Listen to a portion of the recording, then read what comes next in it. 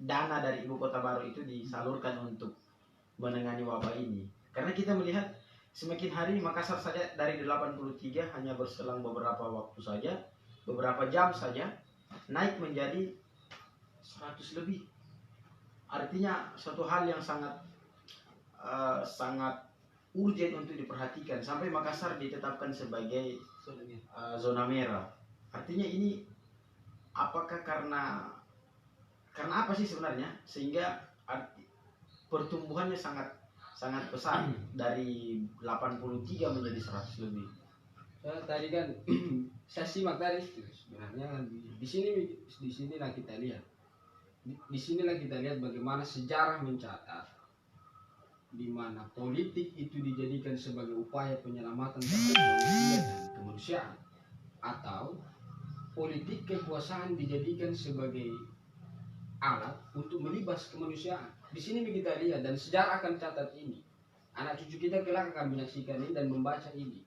Siapa yang menjadikan politik sebagai alat untuk menyelamatkan manusia dan kemanusiaan, dan siapa yang menjadikan politik untuk melibas kemanusiaan. Nah, dalam Islam kan jelas, kita tidak dilarang untuk memelihara burung dalam Islam. Kalau kita diberi makan, kalau kau tidak bisa memberi makan dan minum burung itu, maka biarkan dia pergi.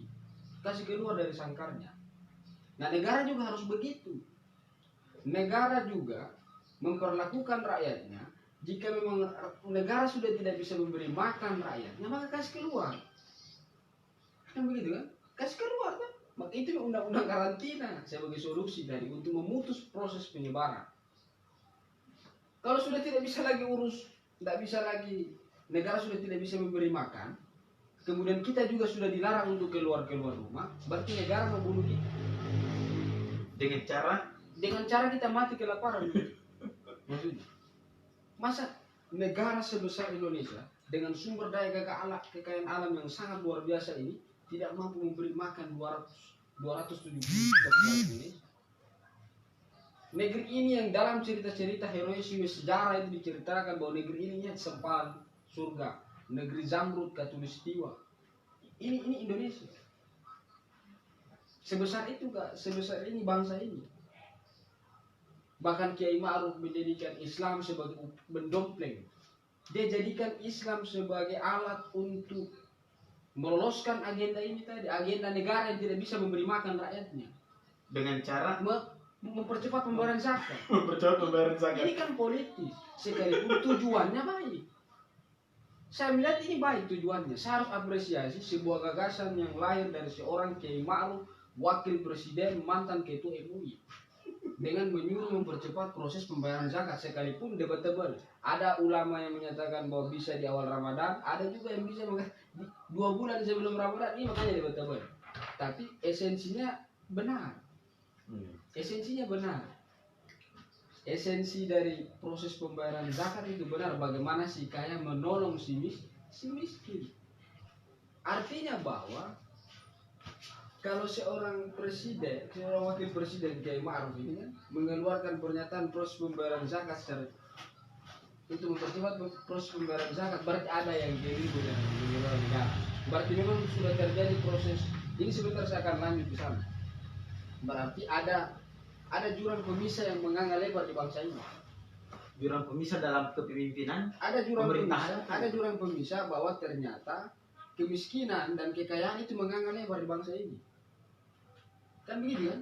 Kalau Kiai Ma'ruf menyuruh umat untuk mempercepat proses pembayaran zakat demi menolong si miskin, si kaya harus menolong si miskin dengan mempercepat proses pembayaran zakat. Berarti sudah semakin memperlihatkan bahwa negara tidak mampu membatas kemiskinan, kan begitu? Begitu logikanya tuh. Kenapa disuruh orang mempercepat pembayaran zakat? Bukankah tugas untuk mensejahterakan rakyat itu adalah tugas negara? Tugas negara kan? Ya. Terus kenapa disuruh mempercepat proses pembayaran zakat yang jelas-jelas itu adalah rukun Islam? Bahwa negara sudah menolak itu. Tidak boleh memperlakukan sebuah sistem nilai yang berdasarkan agama. Kan begitu? Lantas kenapa kau menjadikan rukun Islam dalam zakat ini sebagai rukun Islam, sebagai solusi untuk menekan upaya ketimpangan ekonomi bangsa ini? Kan begitu?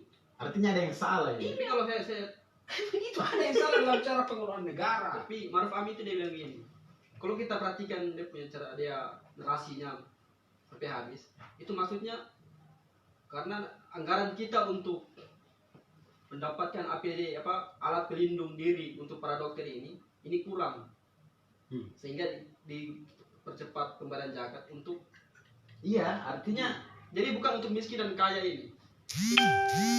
Oh, tidak kan begitu. tidak, maksudnya artinya kan begini, artinya kan anggaplah kita butuh. Artinya kalau kita butuh artinya sesuatu yang memang harus terakomodir.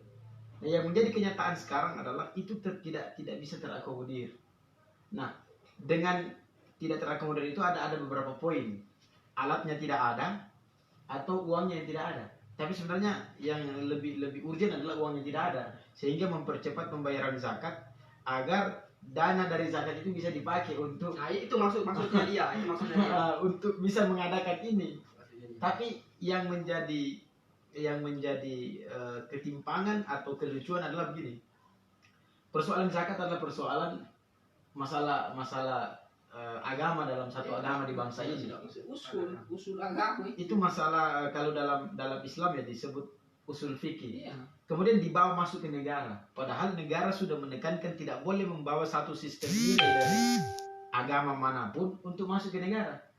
Tetapi yang lucunya dana dari zakat ini seolah mau digunakan untuk menangani permasalahan ini. Begitu juga dengan kemarin dana haji yang kemudian dipakai untuk pembangunan infrastruktur dan lain-lain. Nah, ini suatu sistem nilai yang ada pada agama yang lain, tapi dibawa masuk ke negara yang harusnya tidak boleh.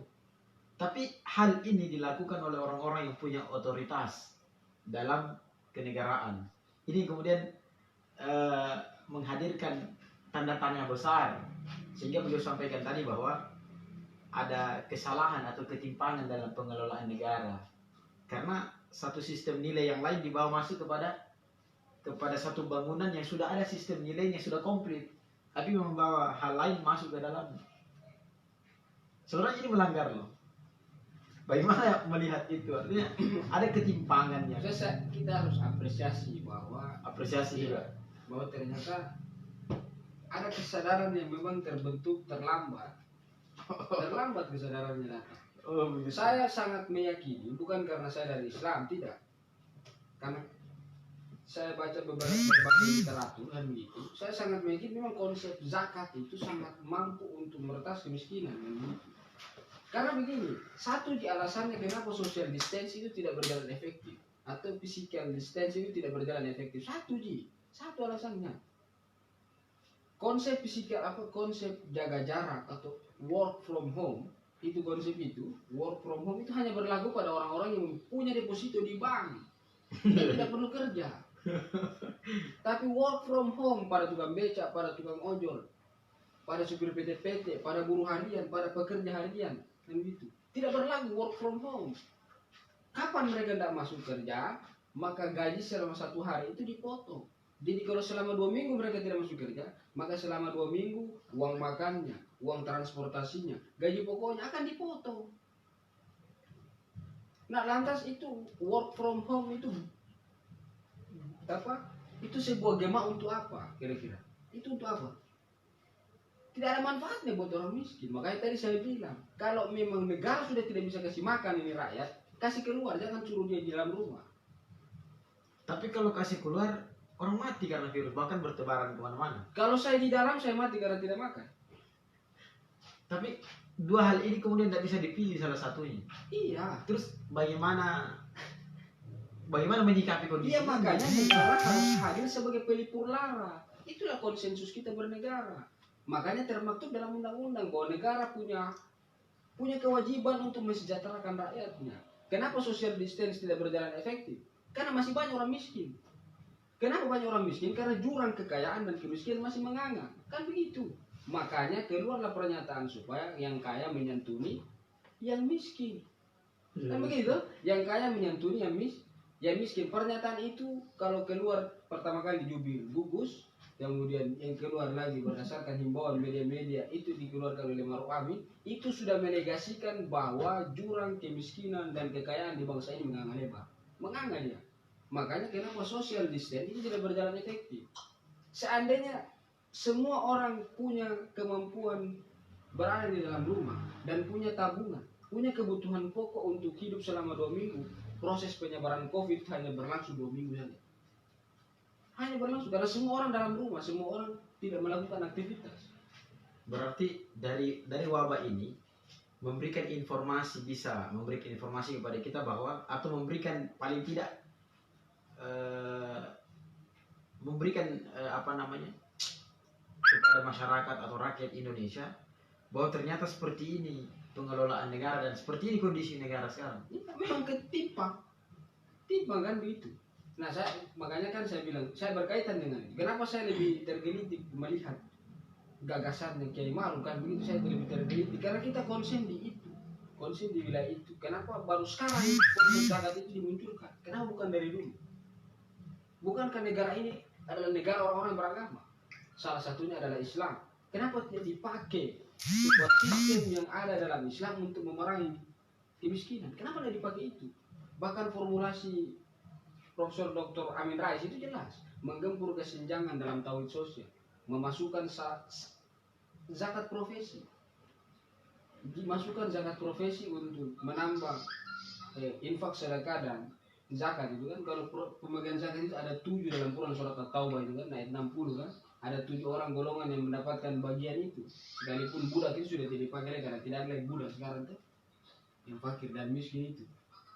Makanya saya bilang tadi begini, kenapa tidak dijalankan dari dulu? Kalau hal ini dijalankan dari dulu, sekarang kita tidak setengah mati menghadapi wabah. Karena kita punya. Karena kita punya. Ada, saya punya uang, saya bisa penuhi kebutuhan hidupku selama 2 minggu di dalam rumah. Karena saya punya uang. Kalau saya dalam kondisi miskin kemudian kau suruh saya di dalam rumah, saya makan apa? Nah, hal ini yang saya ketika melihat perihal ini, maka ada dalam benak saya ada satu ormas Islam terbesar di Indonesia yang punya sistem itu, dan bahkan dia punya uang atau punya dana besar juga. Artinya ya kita katakan saja Muhammadiyah punya banyak sekali investasinya, bahkan ke negara juga dia, bahkan negara berhutang ke dia soal rumah sakitnya yang belum dibayar, BPJS dan sebagainya, begitu juga sekolah-sekolahnya. Ya, saya kira sistem yang kemudian ada pada Muhammadiyah ini saya kira bagus untuk mungkin bisa dicontek oleh negara untuk bagaimana caranya mengeluarkan kemiskinan dari bangsa ini. Saya kira mungkin ya bisa juga konsep itu dipakai. Makanya tadi saya bilang begini, ini nyawa sudah ada di kerongkongan baru lahir itu konsep. Nyawa sudah ada di kerongkongan, saat wabah sudah mulai mengepung kita baru konsep itu hadir untuk meretas kemiskinan, supaya orang miskin ini jangan keluar supaya proses penyebaran wabah ini tidak berkembang. Makanya saya kasih kau uang, jangan kau keluar dalam rumah kau saja. Ini artinya bahwa konsep ini hadir saat nyawa sudah berada di kerongkongan. Maksud terlambat, kenapa tidak digunakan dari dulu atau baru hari ini kita sadar? Saat wabah ini baru kita diajarkan bahwa ternyata nilai manusia itu lebih berharga daripada uang. Ini kan yang konyol. Memang tidak ada negara, saya kira semua negara mengalami hal yang sama. Semua negara mengalami hal yang sama. Ada upaya penurunan nilai ekonomi sampai 3% ke bawah. Semua negara mengalami, bukan hanya Indonesia. Cuman yang paling terdampak, paling terpukul ekonominya memang kita ini kan, karena kita ini negara miskin. Karena dasarnya sudah lemah. Iya, dasar ekonomi kita sudah lemah. Saya tidak mengerti bagaimana bisa negara sedefisit ini. Padahal kekayaan alamnya luar biasa, memang luar biasa ini negara. Luar biasa ini bangsa. Berarti ada kesakitan yang sebenarnya tersembunyi, yang selalu dikampanyekan negara dalam keadaan baik-baik saja. Ternyata blunder kemarin soal Jiwasraya, soal banyak BUMN yang kolaps. Kalau saya secara pribadi, Pak Dim, kalau saya secara pribadi ditanya soal ini, saya memang sudah lama mendendam hidup. Saya sudah lama mendendam hidup kalau saya ditanya secara pribadi. Karena kenapa? Karena kita sebenarnya tidak pernah mensyukuri apa yang menghuni saku. Tidak pernah mensyukuri apa yang menghuni saku, sehingga saku. Rasa ingin yang begitu banyak itu sehingga menghalalkan segala cara, mengeksploitasi, menginjak yang lemah. Karena kita tidak pernah mensyukuri apa yang mengisi satu. Tapi Maksudnya bagaimana? kan begitu. Kenapa bisa terjadi korupsi besar-besaran itu? Iya. Kenapa bisa orang mengeksploitasi? Kenapa bisa orang menjadikan persoalan, maksudnya ini, kenapa orang bisa korupsi? Kenapa orang bisa mengeksploitasi? Kenapa orang bisa berlaku timpang? Apa yang mereka ikuti? Kebutuhan, bukan. Persoalan tidak bersebut. Bukan kebutuhan yang diikuti. Kalau hanya kebutuhan saja yang diikuti, saya kira dia cukup. Cukup. Tapi kemauan. Tapi yang diikuti adalah rasa ingin yang menggebu. Rasa ingin yang menggumi. Dan rasa ingin yang menggebu itu dalam konteks agama adalah tidak syukur. Tidak syukur itu adalah orang yang kufur terhadap nikmat. Ya boleh. Kan begitu. Orang yang tidak bersyukur itu adalah orang yang kufur terhadap nikmat. Jadi ini wabah ini sebenarnya kalau saya melihat, kalau kita menggunakan kacamata teologis, maka Tuhan memberikan teguran kepada orang-orang yang tidak punya rasa syukur. Maksudnya kalau kita menggunakan kacamata teologis, sekalipun dalam beberapa segmen saya agak sekuler, tapi pada beberapa kondisi saya memang determinis. Ya siapa yang bisa keluar dari kehendak Allah? Tidak ada. Tidak ada siapa yang mau keluar. Tidak bisa siapapun, tidak ada orang yang bisa keluar dari kehendak Allah. Tapi kita harus menyalakan api harapan, api optimisme terhadap negara ini. Ya mau tidak mau kita tidak punya pilihan lain bahwa Presiden Jokowi adalah presiden kita. Betul. Dan saya berharap dia bisa menyelesaikan persoalan ini. Kan begitu, karena dia presiden saya. Dia presiden. Anda suka atau tidak suka, ada cebong atau kampret, ada orang yang cerita, dia adalah presiden. Iya betul. Dan saya berharap dia menyelesaikan proses ini sebagai seorang presiden yang punya kemampuan leadership. Yang punya kemampuan leadership, kan gitu. Untuk membuktikan bahwa dia memang presiden, maka saya putus mata rantai persebaran ini. Dia punya kemampuan itu untuk mengelola bangsa. Ya pakai aja semua itu staf khusus yang digaji besar-besar. Yang anak muda yang digaji besar-besar itu pakai dia. Kalau tidak ada gunanya pecah. Karena sudah terlalu banyak anak muda yang bisa dipakai. Bisa bukti bisa dipakai. Kalau anak muda yang kumpul di sampingnya hanya modal tampang, pecah. Banyak sekali anak muda di Makassar sini yang bisa dipakai. Yang produktif malah kan gitu. Tuh, bagaimana caranya? Makanya tadi saya bilang Ini ada komentar netizen bang yang harus saya sampaikan. Ada dua pilihan bang. Kita memilih pemimpin dulu, setelah itu perbaiki sistem, atau perbaiki sistem dulu, setelah itu memilih pemimpin. Nah saya melihat saat pembangunan bangsa ini dimulai, ketika kita memproklamirkan kemenangan kita di Jakarta atas nama bangsa Indonesia Soekarno-Hatta kemarin di tahun 70-an tahun yang lalu, itu artinya banyak selama deklarasi kemenangan itu sebenarnya masih banyak sistem kita yang belum sehat sebenarnya. Makanya banyak copy paste, hukum Belanda kita masih pakai bahkan sampai sekarang. Nah dari pertanyaan ini timbul sebenarnya yang mana yang duluan? Apakah sistem dulu baru memilih pemimpin, atau ada dulu pemimpin untuk membuat sistem? sistem itu bangsa. Sistem itu ada dalam bangsa. Iya. Jadi sistem rakyat negara itu satu paket. itu jadi bangsa dan negara beda. Jadi wilayah, rakyat, pemerintahan itu bangsa namanya. Sorry, kalau negara itu sistemnya. Oh negara itu sistem. Nah, jauh sebelum